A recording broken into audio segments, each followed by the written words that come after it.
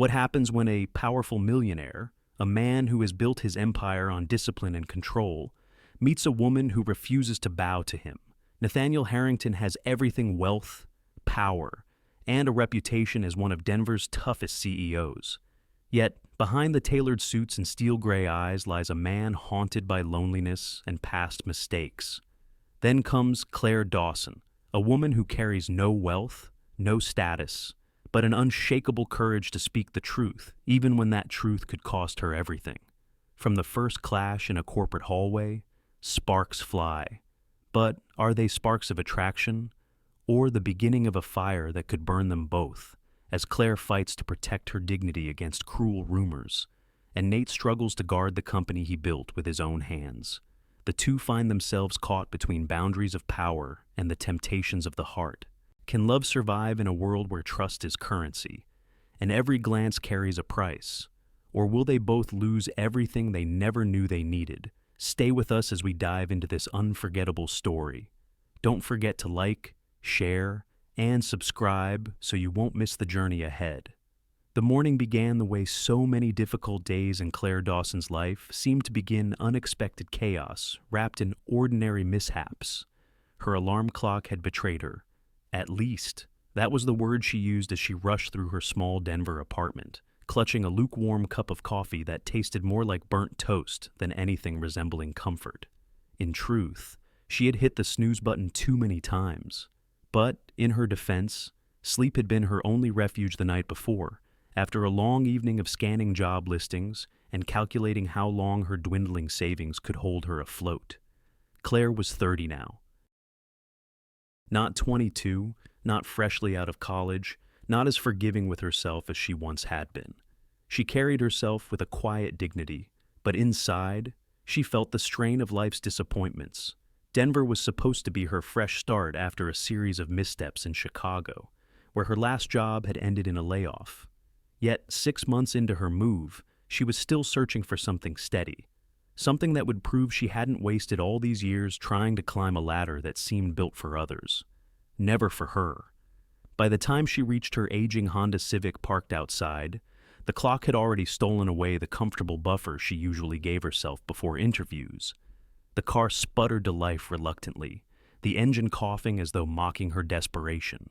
She patted the dashboard, whispering encouragements to the vehicle as if it could hear her.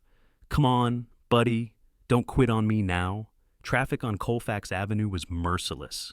Construction cones, endless honking, and a sky-threatening rain turned her commute into a slow crawl. She gripped the steering wheel tighter, praying she wouldn't be late for the interview that felt like her last real chance. Harrington Group, a company so large and polished it hardly seemed real to her, was hiring for a temporary secretary. Just a temporary position, yes, but the kind of temporary that, if she did well, might turn permanent. She imagined her late father's voice, steady and encouraging. "Show them who you are, Claire, not just what's on paper." He had always believed in her resilience, even when she doubted it herself.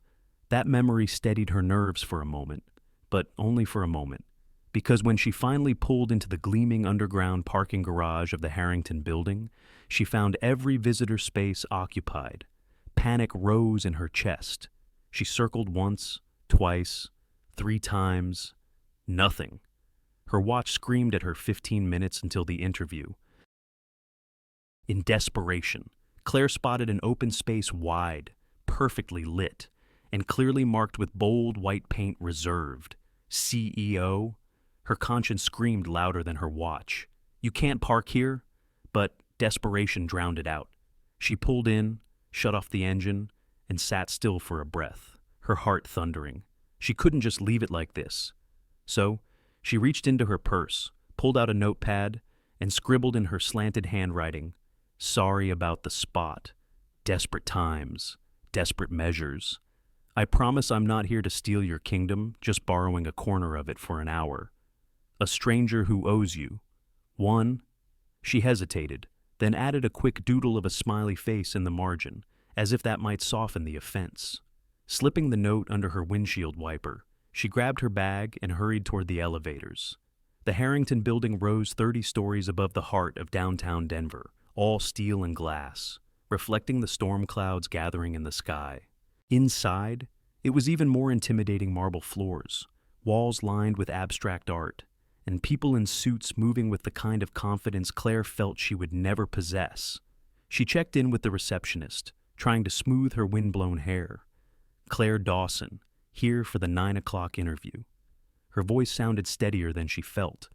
As she rode the elevator upward, she pressed her palms against her skirt to hide the nervous tremor in her hands. What she didn't know, what she couldn't have known, was that the man whose parking space she had just violated was not merely the CEO of Harrington Group, but also the very man who would be sitting across from her in less than 10 minutes. And Nathaniel Harrington was not the type of man who overlooked a challenge. For now, though, Claire allowed herself one deep breath as the elevator doors opened.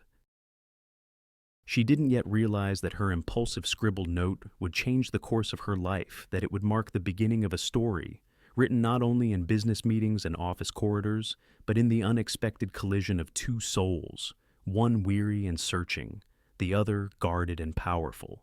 It was, quite simply, the morning that changed everything. Nathaniel Harrington liked his mornings precise. He rose at 5:30 sharp, ran 5 miles along Cherry Creek, regardless of weather, and returned to his penthouse overlooking downtown Denver to read market briefs while sipping black coffee. At 42, discipline was both his armor and his identity.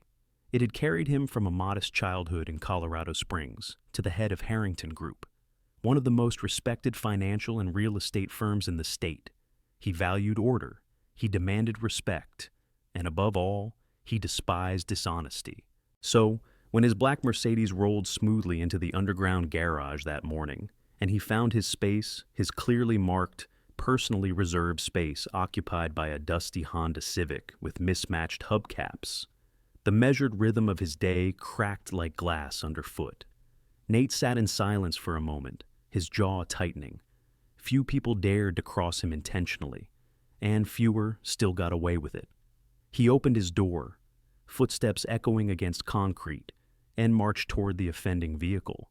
That's when he noticed the folded scrap of paper tucked under the windshield wiper. He pulled it free, unfolded it with sharp movements, and read, "Sorry about the spot. Desperate times, desperate measures. I promise I'm not here to steal your kingdom, just borrowing a corner of it for an hour. A stranger who owes you. One." Below, a doodled smiley face grinned up at him as if mocking his authority. Nate's first instinct was fury. Who had the audacity to mock him in his own garage? But beneath the flash of irritation came something rarer: amusement. The handwriting was feminine, rushed yet confident. The words lacked the polished excuses he usually heard. No groveling, just cheeky honesty. "Not here to steal my kingdom," he muttered to himself, almost laughing despite the heat rising in his chest. Whoever this stranger was, she had nerve. Still, nerve didn't excuse insolence. He crushed the note in his fist and slipped it into his pocket before heading upstairs, already considering how quickly security could tow the vehicle. By the time Claire Dawson stepped nervously out of the elevator on the 12th floor, Nate had composed himself again. The marble hallways gleamed, every detail of the office reflecting his taste for elegance without excess. Employees parted as he walked past, each greeting him with a mix of admiration and fear. He was known for the cool, controlled presence that inspired loyalty, but rarely warmth. In the conference room, a panel of managers prepared to interview candidates for the temporary secretary role. Nate usually left such tasks to HR, but something made him linger. Perhaps it was curiosity. Perhaps he was still unsettled by that audacious note.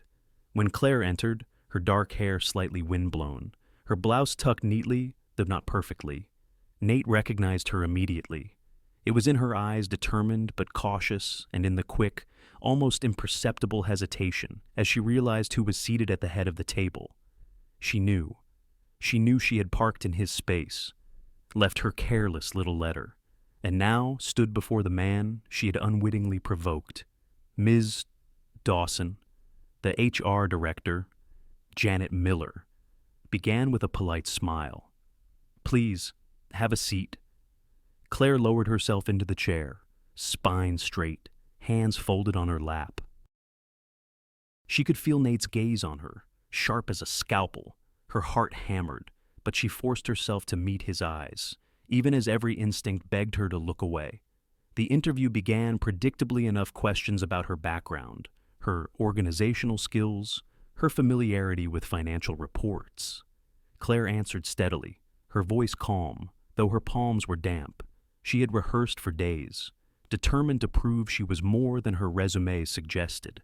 But when the panel paused, Nate finally spoke. His voice was deep, deliberate. "Tell me, Ms. Dawson, do you often take what isn't yours?" The room fell silent. Janet blinked, confused. Claire's breath caught in her throat. She knew instantly what he meant. For a split second, panic threatened to unravel her composure. She imagined explaining herself, apologizing, begging for forgiveness. But something inside her, perhaps the same stubborn spark that had written the note, refused to let her cower. She lifted her chin. "Only when I'm out of options," she said softly but firmly. "And only if I intend to make it right afterward." The managers exchanged glances, bewildered. Janet looked as though she wanted to jump in, but Nate raised a hand, silencing any interruption. His eyes locked on Claire's, assessing, probing. Most people lied when confronted, scrambling to protect themselves. She hadn't. She had admitted it outright, without flinching. For the first time that morning, Nate felt something stir beneath his practiced attachment. "Intrigue. Interesting," he murmured, leaning back in his chair. The rest of the interview passed with routine questions, though the air remained charged. Claire could sense the weight of Nate's attention on her, testing her, almost daring her to falter. She refused. When it ended, she thanked the panel with steady poise and walked out of the room, her knees trembling only once she was out of sight. In the hallway, she let out the breath she'd been holding, whispering to herself, "Well, Claire, you've either just impressed him or ruined your last chance." Behind the closed door, Nate unfolded the crumpled note again, smoothing it against the table. He stared at the doodled smiley face, a reluctant smile tugging at his lips. First impressions could be wrong, but they could also be unforgettable. The interview had ended, but Claire's nerves hadn't. She walked down the long corridor of Harrington Group's 12th floor, her heels clicking against the polished marble. Her heart still raced from the subtle but cutting question Nate Harrington had thrown at her. "Do you often take what isn't yours?" The words echoed in her head like a verdict. She told herself she had done well to answer honestly. She hadn't groveled, she hadn't lied. Still, the weight of his gaze lingered like a shadow. Claire paused near the reception desk, exhaling slowly. She needed a moment to gather herself before heading to the elevator, but fate rarely cared for timing. "Ms. Dawson!" The deep, commanding voice stopped her in her tracks. She turned to see Nathaniel Harrington himself striding toward her, his presence filling the space like a storm front rolling in. His tailored navy suit fit perfectly, but it was his eyes dark, unblinking, that made her spine straighten. For a heartbeat, she considered pretending not to hear, but that wasn't her. She squared her shoulders. "Mr. Harrington." Nate stopped just a few feet away, studying her as though she were a problem he couldn't quite solve.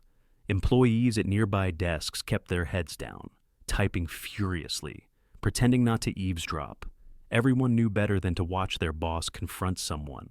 "You're bold," Nate said evenly. "Most people wouldn't leave a note after parking in my spot. They'd just sneak away and hope not to get caught." Claire forced herself to hold his gaze.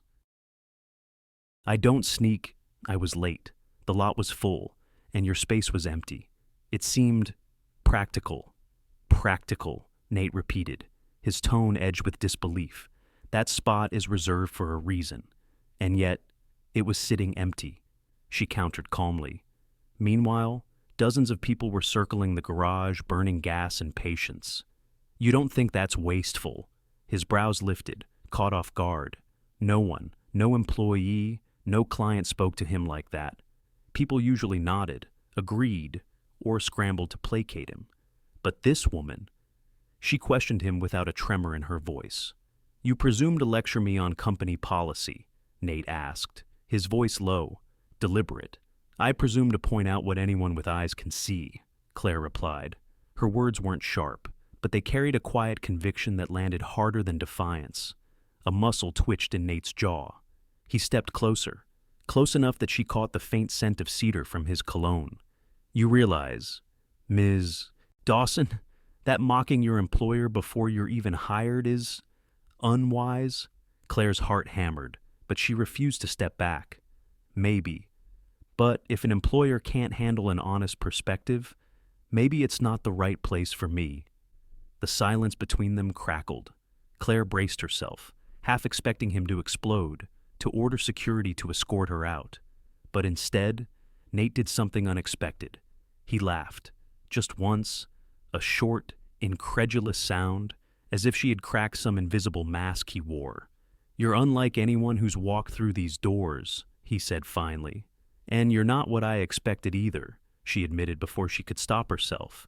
His eyes narrowed slightly, intrigued. "Oh, and what exactly did you expect?" Claire hesitated, then decided if she was already digging her grave, she might as well keep the shovel moving. Someone colder, someone who wouldn't bother asking questions, just giving orders. For the first time, Nate looked genuinely unsettled, as though she had glimpsed more of him than she was supposed to. He studied her for a long moment, then gave a faint smile that didn't quite reach his eyes. "Be careful, Ms. Dawson. Honesty is a rare currency. It can buy respect or cost you everything. And yet," Claire said softly, "it's the only currency worth anything to me." The corridor fell silent again, the air thick with a tension neither of them had intended, but neither could deny. Nate finally stepped back, regaining his polished composure. "We'll be in touch regarding the position." "Of course," Claire replied, matching his formality. But as he turned to leave, she caught the faintest trace of something in his expression. Not anger, not dismissal, but curiosity. He was intrigued, maybe even unsettled, by the woman who refused to cower before him. As for Claire, she walked toward the elevator with her chin high, her pulse still racing. She didn't know whether she had just sabotaged her future or secured it. One thing, however, was certain: she had made an impression Nathaniel Harrington wouldn't forget. Claire didn't expect the phone call. It came 3 days after the interview, while she was folding laundry in her modest apartment. Her cell phone buzzed on the kitchen counter, rattling against the laminate surface. When she saw the caller ID Harrington Group, her stomach dropped. She pressed accept with trembling fingers. "Ms. Dawson," the voice was clipped, professional. "This is Ms. Rhodes, executive assistant to Mr. Harrington. He'd like to offer you the temporary secretary position. You'd start Monday, if that works." Claire's breath caught. She sank into the nearest chair, clutching a towel in her lap like a lifeline. Yes, Monday works. Excellent. Please arrive at 8 sharp. Business attire is required. And Ms. Dawson." "Yes. Mr. Harrington is particular about punctuality. I suggest leaving early." The line clicked dead. For several minutes, Claire just sat there, towel in hand, staring at the muted TV in her living room. She had gotten the job, against all odds, despite parking in his space, despite challenging him to his face. She had been chosen. But why? That question gnawed at her. Surely there were dozens of candidates with smoother resumes, with spotless interviews, with less baggage. Why her? She thought of Nate Harrington's eyes during their confrontation, sharp, assessing, as if he were trying to peel back layers she had worked so hard to keep intact. He hadn't looked at her like a man considering an employee. He had looked at her like a man testing a theory. And now she was about to become his test subject. Sunday night. Claire lay awake in bed staring at the ceiling. Every rational instinct told her this was reckless. Accepting the job meant stepping daily into the lion's den, where the CEO she had irritated and perhaps intrigued would be watching her every move. She rolled onto her side, pulling the blanket tighter. Her mind kept circling the same questions. What if he hired me just to watch me fail? What if he's waiting for me to slip? To prove that honesty without polish is just foolishness? What if I'm not strong enough to handle it? And yet, beneath the fear, another truth whispered, what if this is my chance? She thought of her dwindling bank account, the bills stacked neatly but menacingly on her kitchen counter. She thought of her late father, who had always told her that courage wasn't the absence of fear, but the decision to move forward anyway. You've been knocked down before, Claire, she reminded herself, and you've gotten back up every time. By the time dawn crept through her blinds, she had made her decision. She would go. She would face whatever test Nathaniel Harrington set for her, and she would prove not to him, but to herself that she was capable of more than scraping by. Monday morning, the Harrington Group building looked even taller, even colder than she remembered. The glass facade reflected the pale Colorado sky, turning the whole structure into something untouchable. Claire smoothed her second-hand blazer, took a steadying breath, and walked inside. The receptionist greeted her kindly, but it was Ms. Rhodes, the executive assistant who had called, that escorted her upstairs. Rhodes was brisk, efficient, the kind of woman who seemed carved from marble. She gave Claire a quick tour of the 12th floor, then led her to a sleek desk positioned just outside Nate Harrington's corner office. "This will be yours," Rhodes said. "You'll handle correspondence, scheduling, and anything Mr. Harrington requires. Do not guess. If you don't know, ask. He values precision." Claire nodded, her throat dry. "And one more thing," Rhodes added, lowering her voice slightly. "Mr. Harrington tests people. Don't let it rattle you." Before Claire could ask what that meant, the office door opened. Nathaniel Harrington stepped out, impeccably dressed in a charcoal suit. His eyes flicked briefly to Claire. Unreadable. "Ms. Dawson, Mr. Harrington," she managed, keeping her voice even. He studied her for a long beat, then turned to Rhodes. "I'll take it from here." Rhodes nodded and disappeared down the hall, leaving Claire alone with the man who had the power to make or break her future. Nate gestured toward her desk. "You'll find today's agenda in your inbox. A board meeting at 9, a call with investors at noon. I'll expect the prep materials organized." Claire swallowed, understood. He leaned closer, lowering his voice so only she could hear. "Consider this an opportunity, Ms. Dawson, to show whether your honesty is matched by competence." The words landed like a gauntlet thrown at her feet. He wasn't hiding it. This was a test. And as he turned and strode back into his office, Claire sat down at her desk, her heart pounding. She opened her laptop, stared at the blinking cursor, and whispered to herself, "Then let's see if I can pass." Claire's first official day at Harrington Group began with the sound of heels on marble and the faint scent of espresso drifting through the air. The 12th floor was alive with a rhythm she hadn't experienced before. Assistants hurried between cubicles. Phones rang in sharp staccato, and printers hummed steadily. The entire office seemed choreographed, every person moving with purpose, like parts of a well-oiled machine. Yet what struck Claire most wasn't the speed, but the polish. Leather chairs, glass walls, modern artwork lining the hallways, everything gleamed. It was wealth made tangible, the kind of environment where mistakes stood out like smudges on crystal. At her desk, outside Nate's office, Claire straightened the stack of folders Ms. Rhodes had left for her.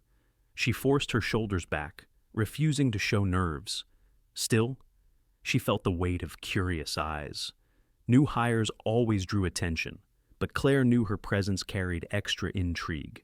Rumors traveled fast in offices, and more than one whisper probably involved the CEO's decision to personally approve her hiring. As if on cue, a friendly voice broke through her thoughts. "You must be the new secretary." Claire looked up to see a young woman with auburn hair and kind eyes standing beside her. She extended a hand. Lydia Brooks. I work in project development. Claire shook her hand, relieved by the warmth in her tone. Claire Dawson. First day nerves are real. Lydia grinned. Don't worry, we've all been there. Just keep your head down, do your job, and you'll be fine. Mr. Harrington is tough, but fair. Tough, Claire echoed, glancing at the closed office door behind her. Before Lydia could respond, another figure appeared, Janet Miller, the HR director who had sat on Claire's interview panel. Janet was older, with silver streaks in her hair and a sharp but not unkind gaze. Ms. Dawson, Janet said. Welcome aboard. If you need anything, my office is down the hall. Remember, the first week is about learning. Don't try to impress, just listen and absorb. Claire nodded gratefully.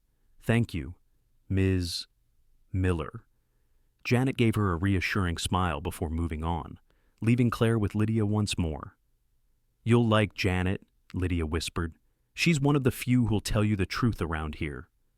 Claire opened her mouth to reply, but just then, Nate's office door swung open.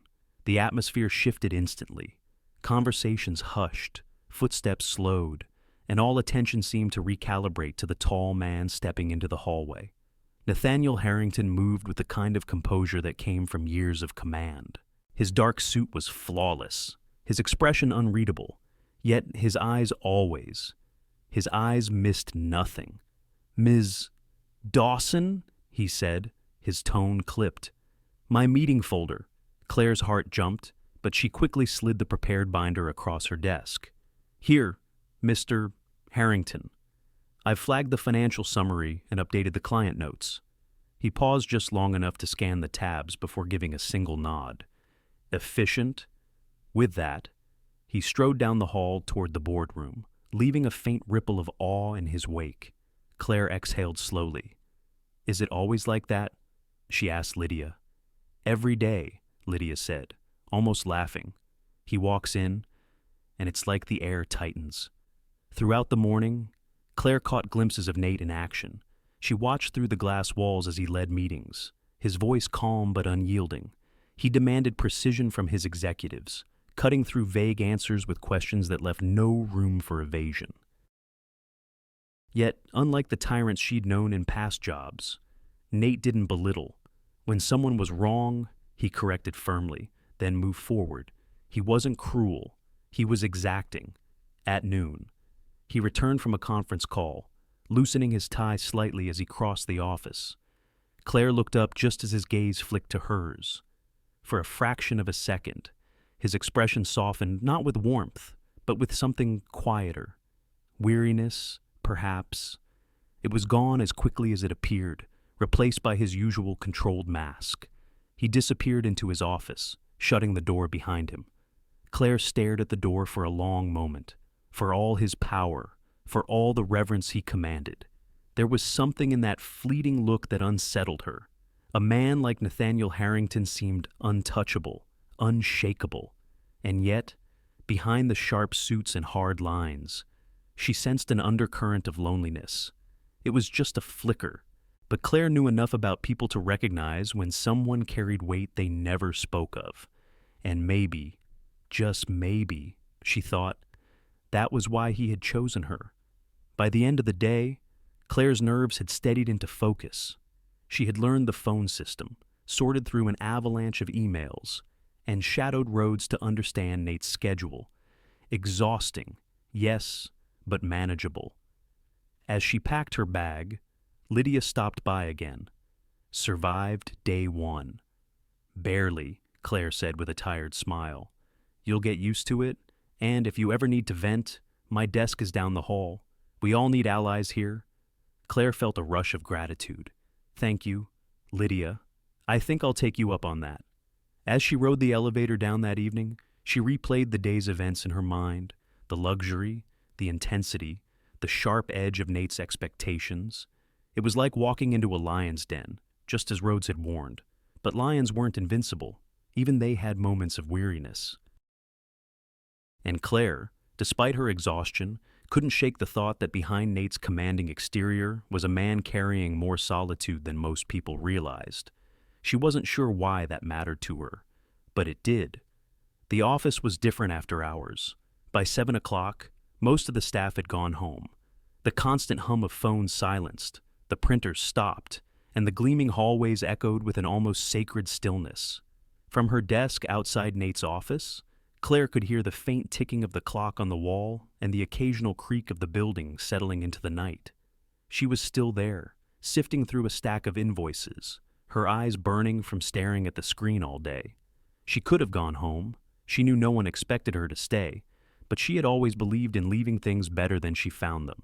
If she could start tomorrow with an empty inbox, maybe she'd feel less like she was drowning. The sound of a door opening made her look up. Nate stepped out of his office, his tie loosened, his sleeves rolled to his elbows. He paused when he saw her still at her desk. "You're here late," he said. His voice wasn't sharp this time, but quiet, almost curious. Claire straightened in her chair, just trying to get ahead. "On your first week?" He raised an eyebrow. "That's ambitious." She shrugged lightly. "I figure if I can survive the first week without falling behind, the rest might not kill me." For the first time, she saw something shift in his expression, a flicker of amusement. "Fair point," he said. Then, after a beat, "Have you eaten?" The question caught her off guard. "Not yet," she admitted. "Neither have I." He gestured toward the small kitchenette at the end of the hall. "Come on."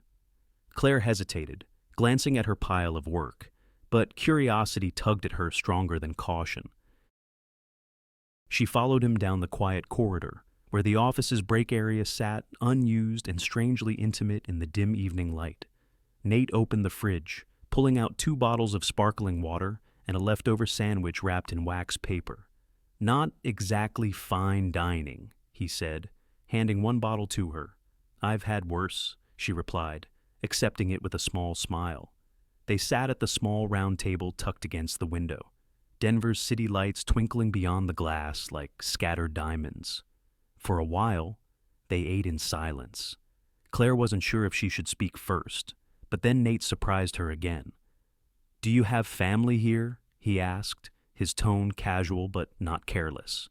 Claire paused, her fork hovering above the sandwich. "No.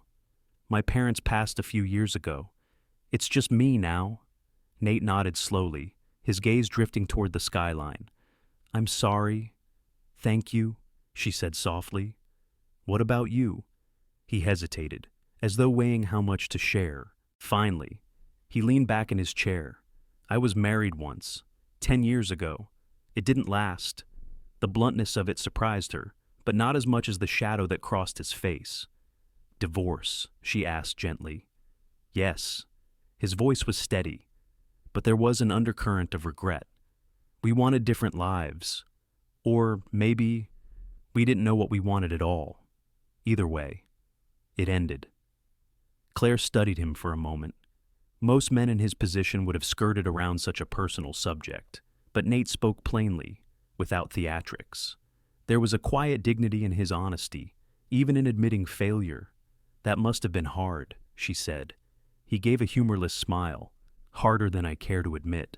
The silence that followed wasn't awkward. It was heavy, but shared like 2 people sitting with the weight of their own pasts and finding comfort in not carrying them alone. Claire set her water bottle down. "I've had my share of failures too, jobs that didn't work out. People who didn't believe in me. Some days it feels like I've been running uphill my entire adult life." Nate looked at her then, really looked at her, his sharp gaze softening. "Yet, here you are, still running." She felt the words land in her chest, unexpected and grounding. For a moment, neither of them were boss and secretary. They were just 2 people, weary but unbroken, sitting in the quiet shadows of a city that didn't always make room for the vulnerable. "Maybe that's what matters," she said softly. "Not that you stumble, but that you keep going." Nate's eyes lingered on her a moment longer before he nodded. "You're right." They finished their modest meal in silence, the unspoken connection between them stronger than any small talk could have built. When they stood to leave, Nate paused at the doorway. "Ms. Dawson," he said, his tone back to its usual formality, but his eyes warmer than she'd seen before. "Don't work yourself into the ground. The company needs people who last." Claire gave a faint smile. "I'll keep that in mind, Mr. Harrington." As she returned to her desk, gathering her things, she couldn't shake the strange warmth that had settled in her chest. Tonight, for the first time, she had glimpsed the man behind the CEO title. Not just the perfectionist, not just the exacting leader, but the human being who carried scars of his own. And somehow, knowing that made her feel less alone. The Harrington Group's 12th floor boardroom was built for intimidation. It stretched the length of the building, lined with floor-to-ceiling windows that revealed the sprawl of Denver below.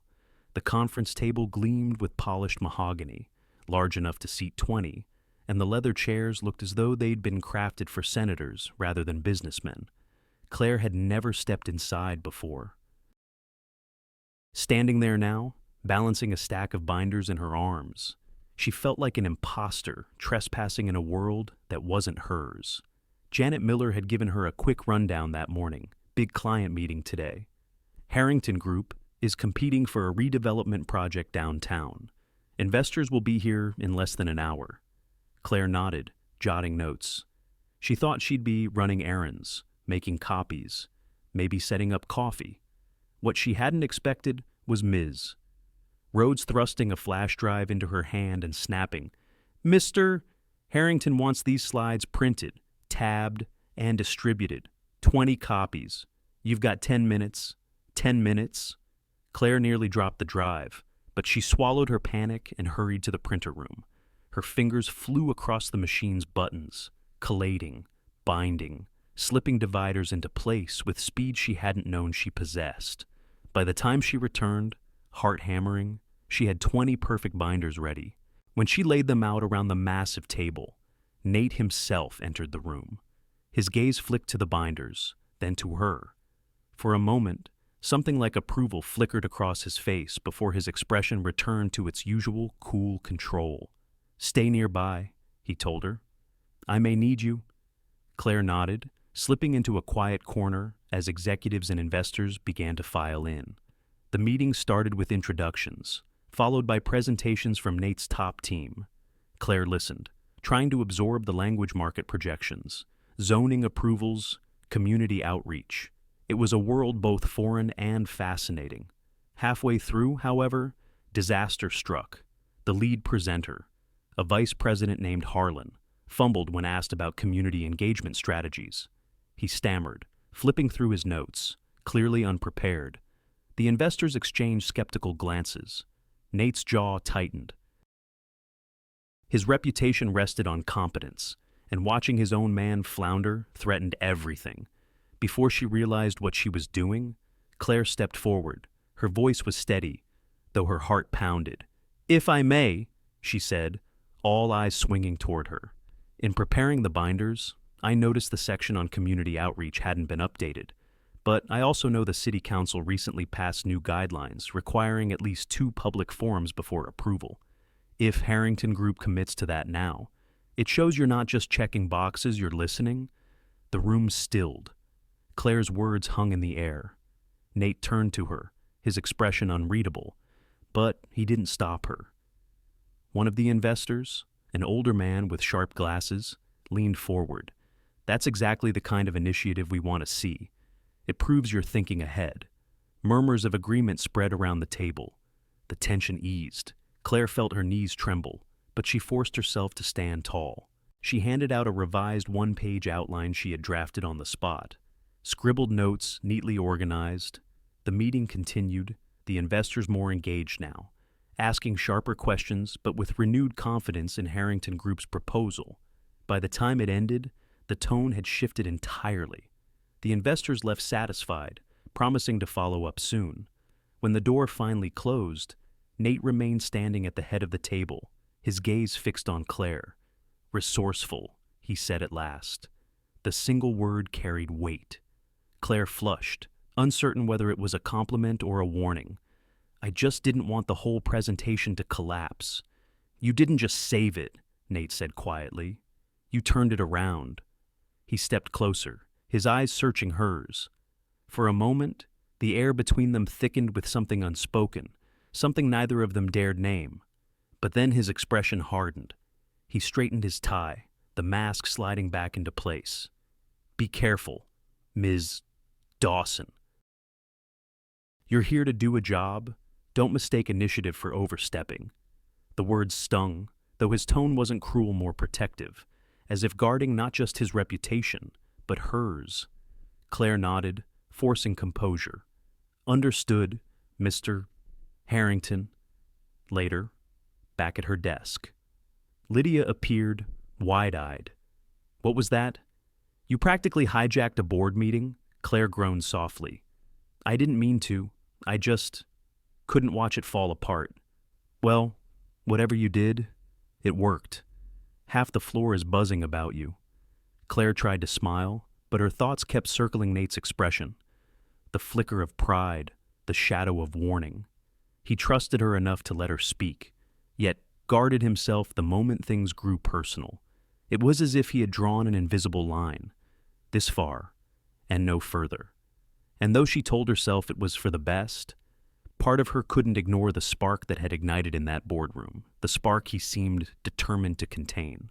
The days following the big client meeting blurred into a rhythm Claire hadn't known she was capable of keeping.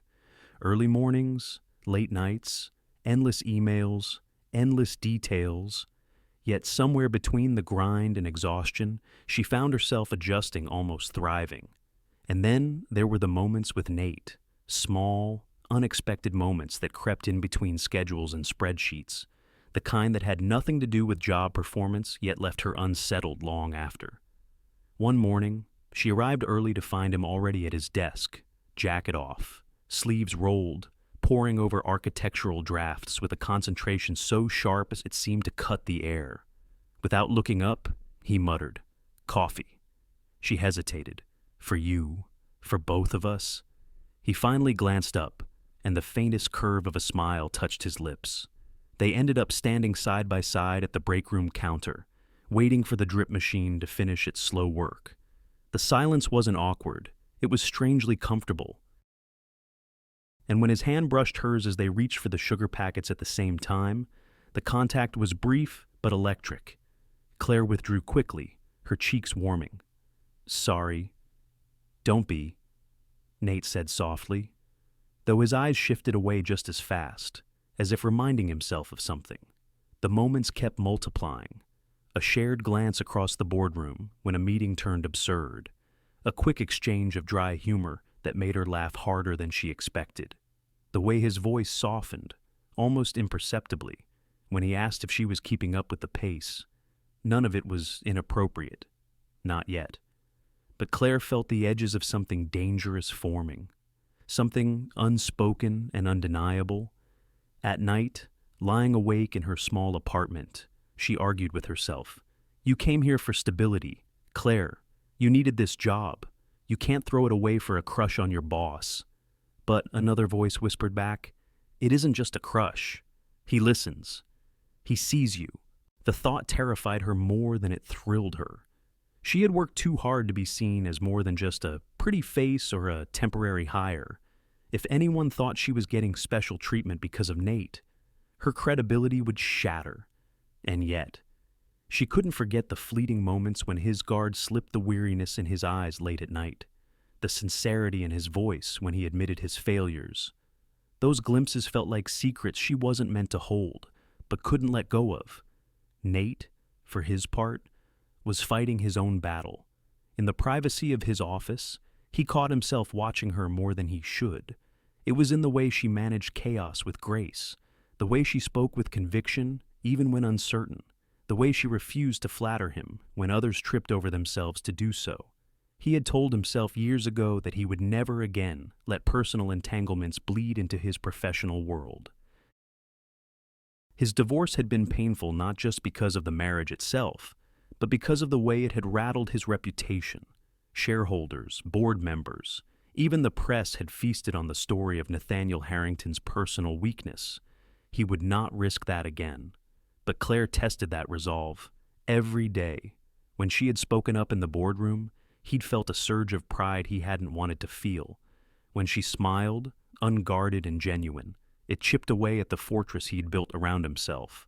Late one evening, he found himself standing at his office window, looking down at the glittering lights of Denver, and muttered under his breath, "This cannot happen." But the truth lingered, insistent and undeniable. It was already happening. One evening sealed it. Claire had stayed late, sorting files, while Nate worked behind his closed door. Around 9, the office was deserted. She finally stood, stretching her aching shoulders, and gathered her bag. As she turned toward the elevator, she noticed a light still shining under his office door. For reasons she couldn't explain, she knocked. "Come in," his voice called. He was at his desk, jacket slung over the chair, tie loosened, eyes shadowed with fatigue. Yet, when he saw her, something in his face softened. "Still here?" he asked. "I was just leaving. Thought you might still be buried in work." He chuckled, low and tired. "Always."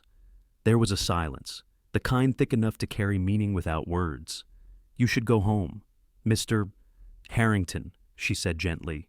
His gaze lingered on her, searching, almost vulnerable. Sometimes home feels more empty than this office. Claire's breath caught. She wanted to say something, something that would bridge the gap between them, but she knew if she spoke, the ground beneath her might shift permanently. Instead, she nodded. "Good night." Then, he inclined his head. "Good night, Ms. Dawson." She walked away, heart racing, knowing the line between them had grown dangerously thin. That night, lying awake once again, Claire whispered to the ceiling, "You can't let this happen." But deep down, she knew she already had. And across town, staring at his own ceiling, Nate told himself the same thing while knowing, just as clearly, that his resolve was beginning to crumble. Competition had always been part of business, but Edward Langston turned it into blood sport, where Nate Harrington was known for discipline, integrity, and long-term vision.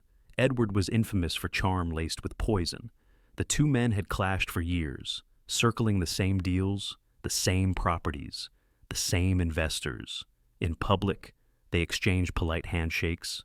In private, their rivalry burned hot enough to scar anyone caught in the middle. So, when Edward caught wind of a whisper inside Harrington Group that Nathaniel Harrington had hired a new secretary who wasn't afraid to talk back, he saw his opening.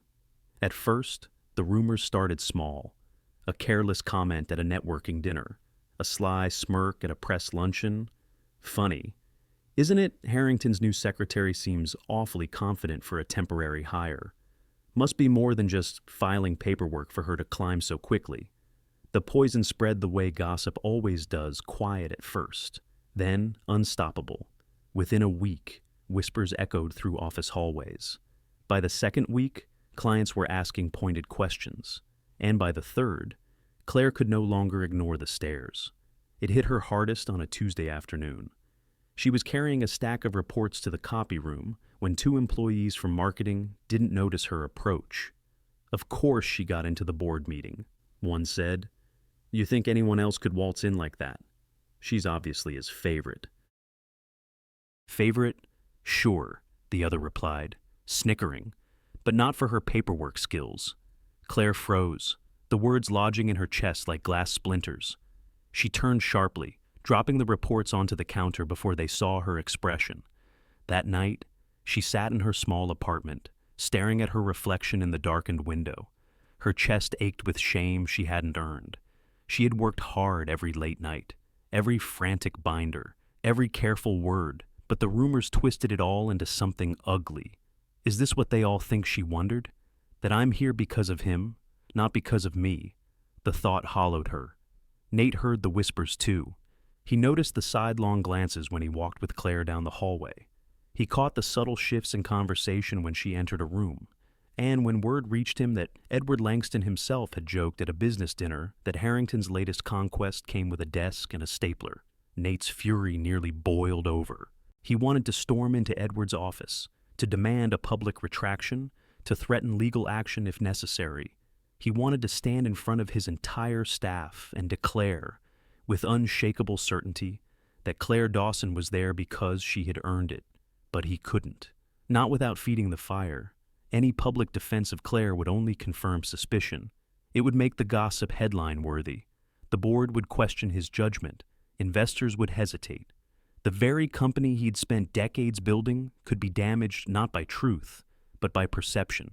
So he clenched his jaw, stayed silent, and seethed. Claire, meanwhile, began to crumble under the weight of it. She noticed how colleagues avoided sitting with her at lunch, how conversations ended abruptly when she entered a room. Even Lydia, though still kind, seemed hesitant, as if worried her friendship would be misinterpreted.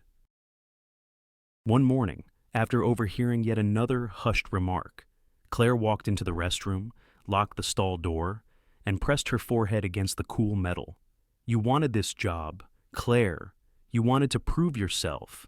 But now, you're just a rumor, a shadow. By the end of that week, she made her decision. She stayed late on Friday, waiting until the office was nearly empty, then stepped quietly into Nate's office. He was at his desk, reading over financial statements, but looked up when she entered. "Ms. Dawson," he said, surprised. "What is it?" Her throat tightened, but she forced the words out. "I can't stay. I'll give notice. 2 weeks, or less, if you prefer." Nate's pen dropped onto the desk. He stood slowly, his expression darkening. "Why, you know why." Her voice trembled, but she refused to look away. The rumors, the looks, the whispers. I can't fight shadows. Mr. Harrington. And I won't spend the rest of my career with people believing I only got here because... She stopped. The words too painful to finish. His eyes blazed. Because of me. Yes. The silence between them cracked with tension. Nate stepped closer, his voice low but fierce. "You think I hired you because I wanted, because I..." He broke off, raking a hand through his hair. Claire's heart pounded. For a moment, she thought he might admit something neither of them was ready to face. But then he turned away, slamming his palm lightly against the desk in frustration. "I can't stop the rumors," he said finally, his voice tight. "If I deny them, they'll spread faster. If I ignore them, they fester. But I know the truth. Claire, I know why you're here." Her eyes burned. Maybe that isn't enough anymore. With that, she turned and walked out, leaving Nate standing in the middle of his office, fists clenched, fury and helplessness warring inside him. Claire had never been the type to crack under pressure. She had survived years of disappointment, carried burdens that would have crushed others, and still found ways to push forward. But this was different. Pressure from colleagues was one thing. Pressure from the media, its cold, merciless spotlight was another. The first article appeared on a local business blog, one of those gossipy corners of the internet that thrived on rumor. The headline was cruelly direct: Harrington's secretary a promotion for more than paperwork. The piece was riddled with innuendo, citing unnamed sources who suggested Claire's rapid involvement in high-level meetings had little to do with competence and everything to do with special access to the CEO. By the end of the week, 2 larger outlets had picked it up. Suddenly her name was out there, her photograph lifted from LinkedIn, her professional achievements reduced to whispers of favoritism. Every time she walked into the office, she felt eyes tracking her, not with curiosity anymore, but with judgment. She tried to bury herself in her work color-coded binders, carefully drafted schedules, sharp notes that anticipated Nate's every move, but even her own hands shook when she stapled documents, when she set coffee on his desk. It was no longer about whether she could do the job. It was about whether anyone would believe she deserved to. At night, alone in her apartment, she fought the urge to scream. She would sit at her small kitchen table with her laptop open, staring at the headlines, scrolling through comments that made her stomach twist. Strangers dissected her face, her body, her posture and photos as though she were a puzzle to be solved, a scandal to be confirmed. They don't see me, she thought bitterly. They don't see the hours, the effort, the sleepless nights, They only see what they want to see. The ache of it hollowed her chest. For so long she had fought to build a life defined by her own choices, her own merit. Now, with a few whispers and a handful of cruel words, it felt like everything was being stripped away. Nate noticed her silence before he noticed her tears. Claire had always carried herself with poise, even when she was exhausted, even when she was furious. But now, when she stepped into his office, her shoulders were tight, her eyes guarded, her smile forced. He caught her once, lingering by the window in his office, staring at the city below with an expression so wounded it nearly undid him. "Claire," he said softly, "sit down." She obeyed but didn't look at him. Her hands twisted in her lap, fingers knotted together like she was holding herself together by sheer force. "You've seen the articles." His voice was steady, though inside his fury roared. "Of course I've seen them," she replied, her voice brittle. "They're everywhere." Nate leaned forward. "They're lies. All of it. You know that." She laughed, a short, humorless sound. "Does it matter what I know? Out there, perception is reality. No one cares that I worked late nights, that I've done everything you asked. All they see is a woman in your office who doesn't belong." "Don't say that," Nate snapped, sharper than he intended. "You do belong. You've proven it." Her eyes finally met his, blazing. "Then why won't you say it? Why won't you stand up and tell them the truth?" The question landed like a blow. Nate opened his mouth, closed it again. He wanted to tell her everything, that he had nearly confronted Edward, that he had nearly called a press conference himself, but he couldn't. He saw the trap so clearly. If he defended her too loudly, it would confirm every suspicion. If he stayed silent, it let the rumors fester. "It's complicated," he said, hating the words as soon as they left his lips. Her voice broke. "Complicated for who?" "Nate. For your reputation, for your company. What about me? What about my reputation? I'm the one being torn apart. I'm the one who can't walk down a hallway without hearing whispers. You still have your name. You'll always have it. But mine. Mine is being dragged through the mud, and you're just letting it happen." The air between them trembled with the force of her words. Nate stood, raking a hand through his hair, his chest heaving. "You think this is easy for me? You think I like watching them destroy you while I stand here, silent? Every instinct I have is screaming to fight. But if I do, it will ruin you. Don't you see that?" She rose to her feet, tears brimming. "And if you don't, it ruins me anyway." The silence that followed was unbearable. He took a step toward her, but she shook her head. "I can't do this," she whispered. "I thought I was strong enough. I thought if I just worked hard enough, people would see me for who I am. But they don't. They never will. And I can't keep living like this under their stares, under their judgments." "Claire," his voice cracked, desperate. She drew in a shaky breath. "I'm leaving. Nate. Effective immediately. I'll send a formal resignation." But her voice faltered. "But I can't stay another day." It was like the floor fell out from beneath him. He reached for words, any words, but nothing came. She turned, hand on the door, her back to him. "Don't try to stop me," she said softly, before walking out of his office. The door clicked shut behind her, and Nate Harrington, man of steel, master of control, sank into his chair, burying his face in his hands. For the first time in years, he felt powerless, and he knew with gut-deep certainty that he was about to lose the one person who had dared to see through his armor. Claire thought leaving would bring relief. On the train ride home that evening, she kept telling herself she had done the right thing. No more whispers, no more stares. No more silent suffering under headlines that mocked her existence. She had taken control, walked away, refused to be defined by anyone else's story. But the further the city skyline slipped behind her, the hollower she felt. Her apartment greeted her with its usual silence, the kind she used to find comforting after long days. Tonight, it felt cavernous. She dropped her bag on the kitchen table and sank into a chair, staring at the stack of unopened mail. for the first time in weeks. She didn't have folders to sort, schedules to finalize, or emails demanding her attention, and she hated it. She had told herself Harrington Group was just another job, a stepping stone, but the truth pressed down on her. Now it had been more. She had walked into those glass walls terrified, and against all odds, she had found a rhythm there, a place where her strengths had mattered. For the first time in years, she had felt like she was moving upward, not sideways. And then there was Nate. Claire pressed her palms against her face, trying to will his image away, the sharp lines of his suit, the rare curve of his smile, the flicker of vulnerability in his eyes when no one else was looking. He had been impossible, frustrating, infuriating, and yet she had felt seen by him in a way she hadn't expected. That connection, however dangerous, had been real. Now it was gone.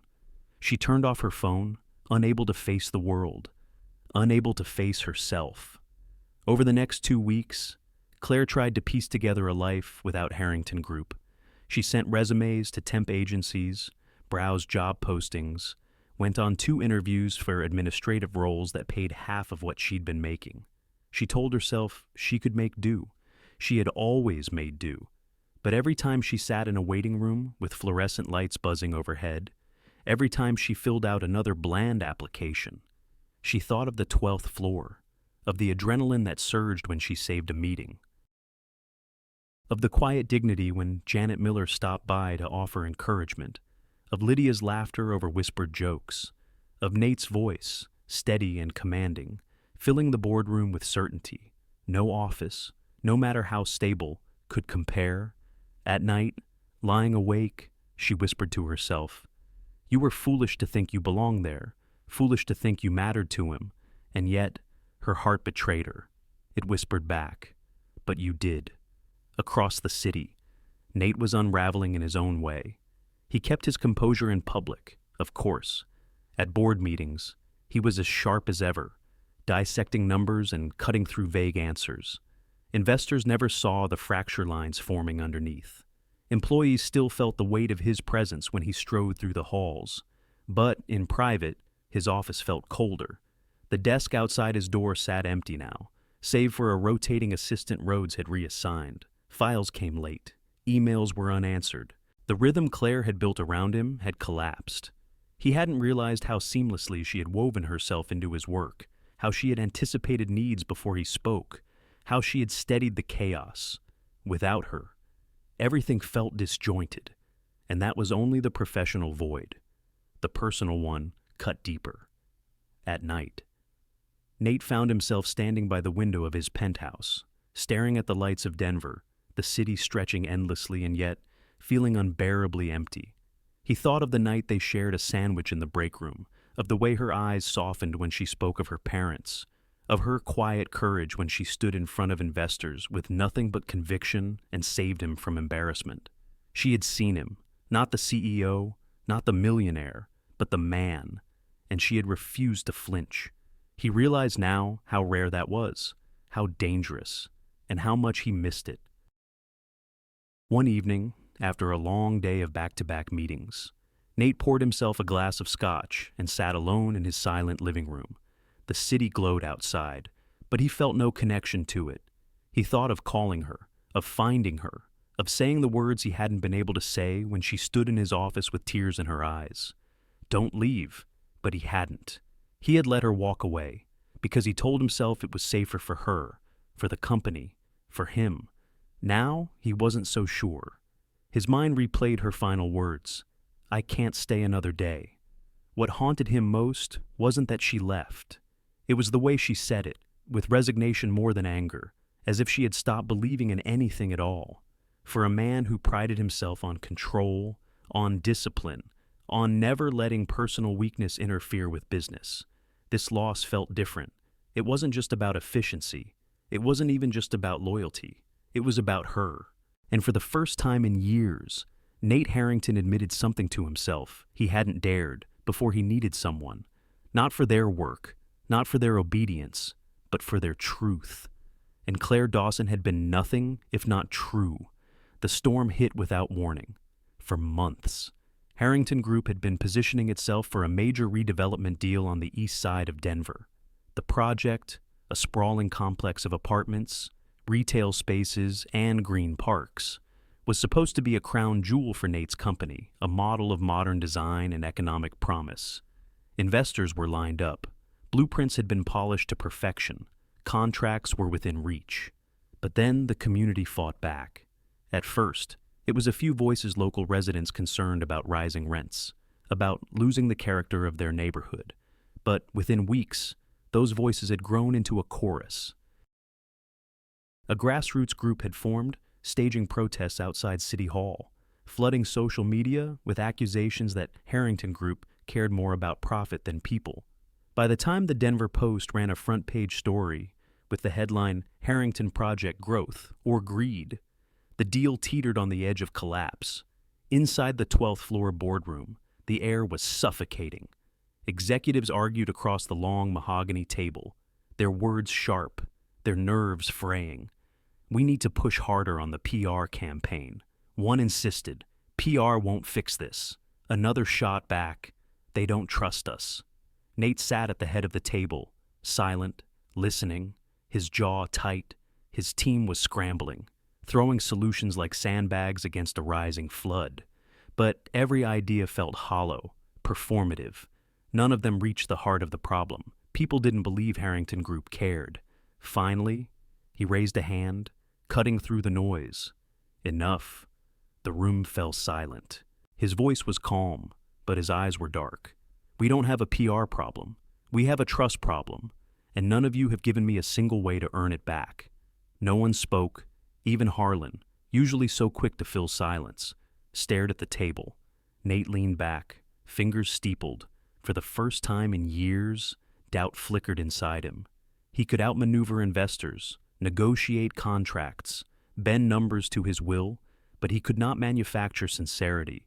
He could not fake compassion. And then, unbidden, a memory surfaced Claire, standing in this very room, binder in hand, speaking with steady conviction about listening to the community, not just checking boxes. She had seen the missing piece before any of them had. He shoved the thought aside. Claire was gone. She had walked out of his office, out of his life, because he hadn't been able to protect her.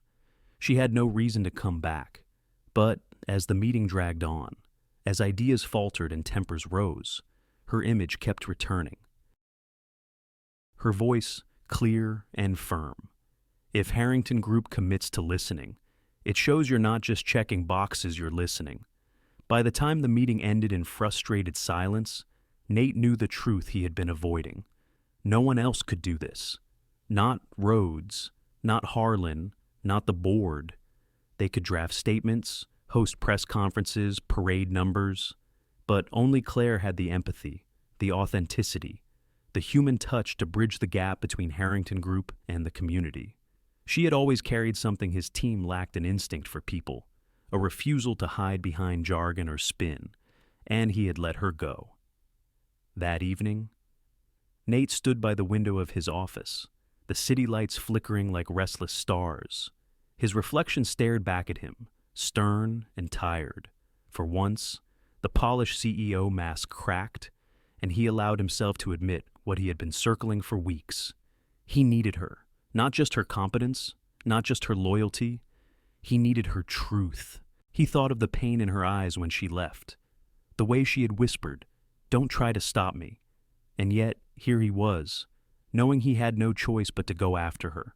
Because if Harrington Group was to survive this storm, if he was to survive it, Claire Dawson was the only person who could guide them through. Nate turned from the window, grabbed his coat, and strode out of his office. For once, his decision wasn't calculated or strategic. It was simple, urgent, undeniable. He was going to find Claire. It took Nate 2 days to work up the nerve. He told himself it was strategy waiting for the right moment, gathering the details of the crisis before approaching her. But the truth was simpler. He dreaded facing her after the way they had parted. He had let her walk away broken, and now he needed her. Not as an assistant, not as a subordinate, but as the only person who could save them from the disaster spiraling out of control. On the third evening, he found himself standing outside a modest apartment building on the east side of Denver. His black Mercedes looked almost absurd parked against the cracked sidewalk, next to aging sedans and bicycles chained to leaning racks. He double-checked the address Claire had listed in her HR file, then drew a steadying breath. When she opened the door, the look on her face cut him deeper than any boardroom battle ever had. Surprise flickered first, then wariness, then something colder. "Mr. Harrington," she said, voice flat. "Claire," he answered, softer than he intended. She leaned against the doorframe, arms folded. "I assume this isn't a social visit." He had rehearsed words on the drive over, professional, persuasive phrases about opportunity, necessity, the stakes of the project, but standing here, faced with her guarded eyes, all he could manage was the truth. "I need your help." She let out a sharp laugh, shaking her head. "Of course you do. Not for me," Nate pressed, his voice urgent. "For the community, they're right to be angry. They don't trust us. And no one in that boardroom knows how to fix it. But you've always understood people in a way the rest of us don't." Her arms tightened across her chest. "You think flattery is going to work? This isn't flattery," he said quickly. "It's fact. You're the only one who can walk into that room and speak with sincerity. You're the only one they'll believe." Claire studied him, her expression unreadable. Part of her wanted to slam the door, to remind him how he'd stayed silent when she needed him most. But another part, the part that had always cared too deeply, always believed in doing what was right, stirred uneasily. "You expect me to walk back into the company that destroyed me," she said slowly, "and fix the mess for you?" Nate's jaw tightened. "No, I expect you to walk back in and fix the mess for yourself. For the people who will lose their homes if this project fails.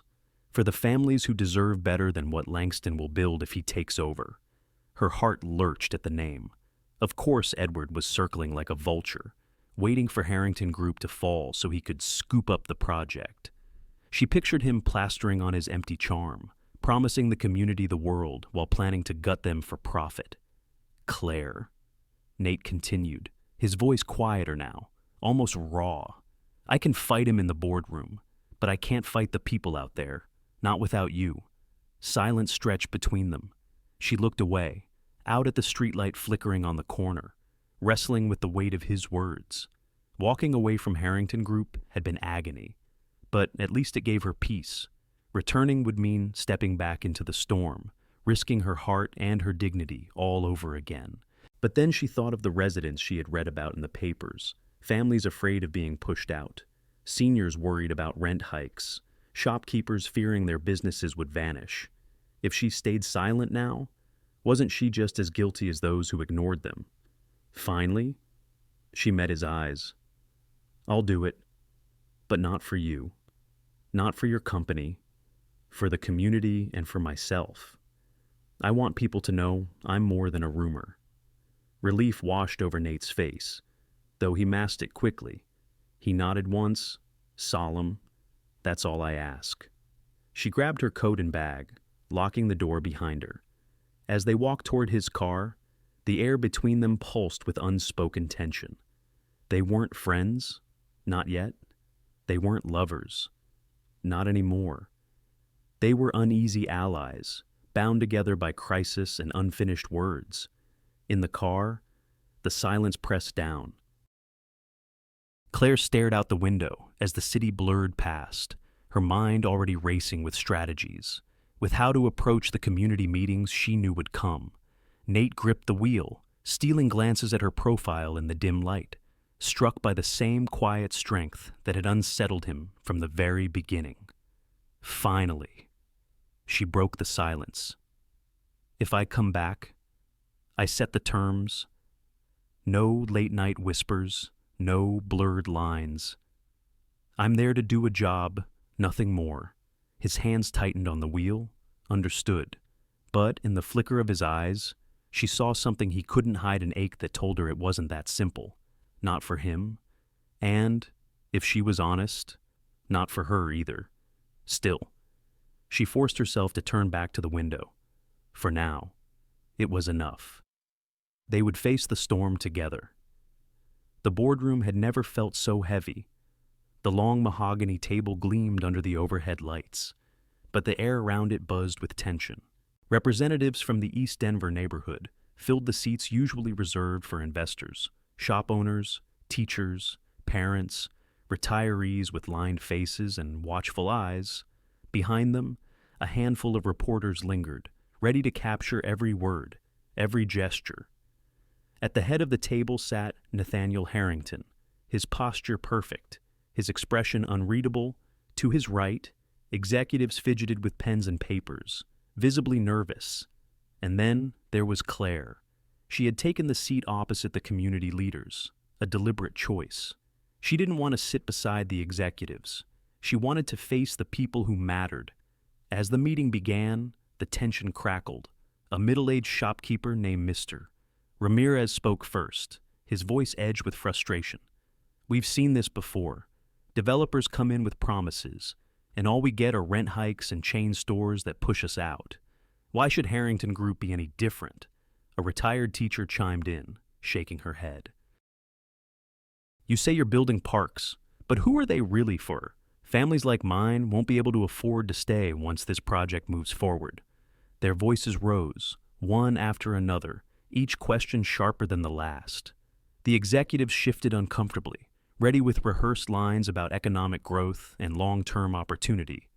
Claire could feel the moment slipping. The same hollow words that had failed them before were about to be repeated. She placed a hand flat on the table, steady but firm. "Please," she said, her voice cutting through the noise. "Let me answer." All eyes turned to her. Claire took a deep breath. "You're right to be angry. Too many companies have treated communities like numbers on a spreadsheet. But I'm not here to hand you a brochure. I'm here to listen. And I want us to design this project together, not for you, but with you." Murmurs rippled through the room. The reporters leaned forward. She continued, her voice gaining strength. "We can build affordable housing units into the plan, real, accessible homes for families who already live here. We can commit to local hiring, to ensure jobs from this project go to the people in this neighborhood, not outsiders. We can protect small businesses by offering reduced rents for community-owned shops within the development. And we can establish a permanent advisory board made up of residents like you, with the authority to hold Harrington Group accountable every step of the way." For a long moment, silence hung. Then Mr. Ramirez leaned forward, eyes narrowed. "Advisory board. With actual decision-making power." "Yes," Claire said firmly. "With veto power on major community impact changes. If Harrington Group wants trust, we have to earn it not by words, but by giving you a seat at the table." The room shifted. The anger softened into curiosity, then into cautious hope. One by one, the leaders began asking questions, not accusations this time, but clarifications. How many units would be affordable? What percentage of jobs would be guaranteed for locals? How would the advisory board be chosen? Claire answered each one with steady clarity, pulling from the preparation she had done the night before, drafting frameworks and crunching numbers. Every word was precise but sincere. She wasn't selling them a dream. She was offering them partnership. Across the table, Nate watched her with a mixture of awe and something deeper. He had seen executives close multi-million-dollar deals, had witnessed lawyers win cases with ruthless precision, but he had never seen anyone disarm a room with such simple, grounded truth. Claire wasn't performing. She was connecting. By the time the meeting ended, the energy in the room had transformed. The leaders didn't leave with blind faith, but with cautious optimism and, more importantly, a willingness to keep talking. For Harrington Group, it was the lifeline they desperately needed. Reporters cornered Claire on the way out. "Ms. Dawson, are you officially part of Harrington Group now? How did you convince the community to listen?" Claire paused, her voice calm but resolute. "I didn't convince them. I listened. And if this project is going to work, Harrington Group will keep listening." The next morning, the headlines told a different story. Harrington Group extends olive branch. Secretary leads dialogue with local residents. The word secretary still stung, but this time it was attached to respect, not scorn. Inside the office, whispers returned, but they carried a different tone, no longer cruel gossip, but astonished admiration. Did you hear what she pulled off? Langston must be fuming. She's not just a secretary, she's a force. Claire sat at her desk, exhausted but steady. For the first time since the rumors began, she felt her dignity restored. She hadn't needed Nate to shield her. She hadn't needed anyone's permission. She had saved herself and the company by being exactly who she was. Later that evening, Nate appeared in her doorway. He didn't speak immediately, just studied her with an expression she couldn't quite read. Then he said, simply, "You did more than save this project. You saved us." Claire looked up, meeting his gaze evenly. "No, Nate. I reminded them that we have to earn their trust. If you forget that, no deal will ever last." For a long moment, he didn't reply. Then, slowly, he nodded. She had proven herself not as his assistant, not as a woman rumored to be in his shadow, but as a leader in her own right. And for the first time, Claire believed it too. The dust of the crisis had settled, but the air inside Harrington Group still felt charged. The community's tentative agreement had shifted the company's future from the edge of disaster to the possibility of redemption. For the first time in weeks, investors stopped calling with panic in their voices. Employees walked through the halls with their shoulders a little straighter. Even the press, relentless as they were, had begun to write cautiously positive headlines. And at the center of it all was Claire Dawson. Her role in turning the tide could no longer be dismissed as rumor or chance. She had faced the community head-on, offered them real power, and earned their trust. Everyone knew it. Even those who had whispered against her now spoke with grudging respect. She had not only restored her dignity, she had expanded it. But for Claire, the victory was bittersweet. The moment she stepped back into the Harrington building, the line between personal and professional blurred again. Every time she and Nate exchanged a glance across the boardroom, every time he lingered near her desk as though searching for words, she felt the tension pull taut. It wasn't just work anymore. It never had been. One evening, a week after the pivotal meeting, she was gathering her things when Nate appeared in her doorway. His suit jacket was draped over one arm, his tie loosened, his expression strangely unguarded. "Walk with me," he said softly. She hesitated, then nodded, slipping her bag over her shoulder. They took the elevator down in silence, the hum of the machinery filling the space between them. When the doors opened, Nate led her out of the building and onto the quiet street. The city lights glowed against the dark sky, and the hum of traffic was distant, almost like background music. They walked side by side, neither speaking at first. Finally, Nate stopped beneath a lamppost. Turning to face her, "I owe you the truth," he said. Claire studied him, her breath caught, the truth about what his eyes searched hers, steady and vulnerable at once, about why I hired you, about why I fought to bring you back, about why I can't. He broke off, exhaling sharply. "Claire, this isn't about the company. It hasn't been for a long time." Her chest tightened. She had imagined this moment, dreaded it, longed for it, but hearing the words left her unsteady. "Nate, I tried to stop it," he said, his voice low but firm. "I told myself it was reckless, dangerous. I told myself I couldn't afford another mistake. But you," his jaw clenched, then softened. "You see me in a way no one else does. And the truth is, I don't just respect you. I don't just need you. He swallowed. "I care for you, more than I should." The world seemed to still. Claire felt her heartbeat echo in her ears, faster and faster. She wanted to step closer, to close the space between them. But the old fear returned like a tide. She wrapped her arms around herself. "Do you have any idea what you're asking of me?" Nate frowned. "I'm not asking." "Yes, you are." Her voice shook, not with anger, but with the weight of her conflict.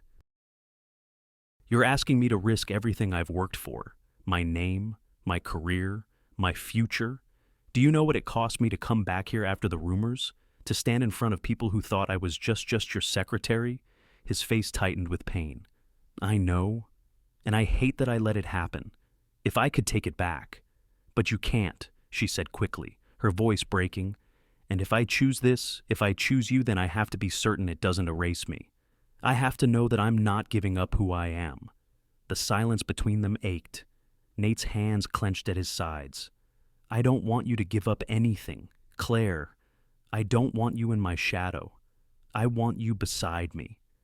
She looked into his eyes, searching for the truth, for any flicker of selfishness or control, but what she saw instead was raw sincerity. The same man who had admitted his failures, the same man who had sat across from her in a quiet break room with a sandwich and confessed his loneliness. Her heart pulled toward him, but her mind whispered its warning. This could destroy you. She closed her eyes for a moment, breathing deeply. Then she opened them, her voice steady now. If we do this, it has to be honest. No secrets, no whispers, no favors that make people think I'm only here because of you. If I succeed, it has to be because of my work, and if I fail, it has to be on my own terms. Nate nodded, his voice rough. Then that's how it will be. For a moment, neither moved.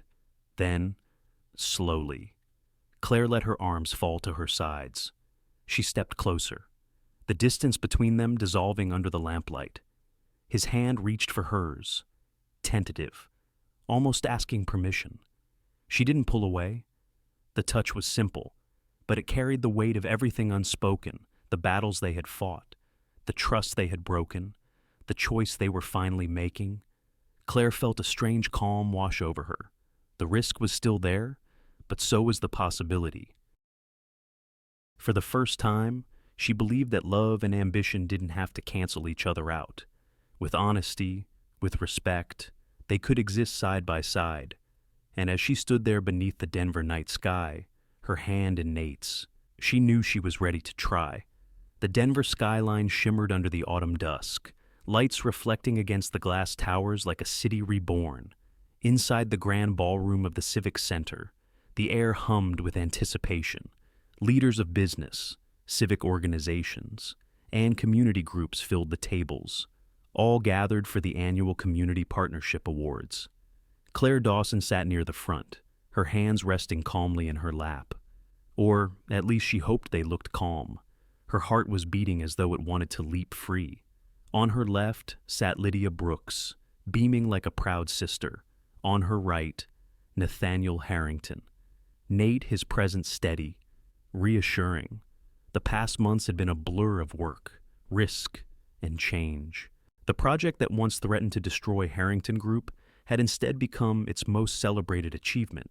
Instead of displacing neighborhoods, it created affordable homes, revitalized old streets, and restored trust between developers and the people of Denver. And at the center of that transformation had been Claire's voice, steady, firm, unwilling to be dismissed. Tonight, the city was recognizing that. The announcer's voice echoed through the ballroom. This year's award for outstanding contribution to community engagement goes to Claire Dawson, Executive Assistant to Mr. Nathaniel Harrington, and Community Liaison for the Riverfront Renewal Project. Applause thundered. Claire felt the room tilt, just for a moment.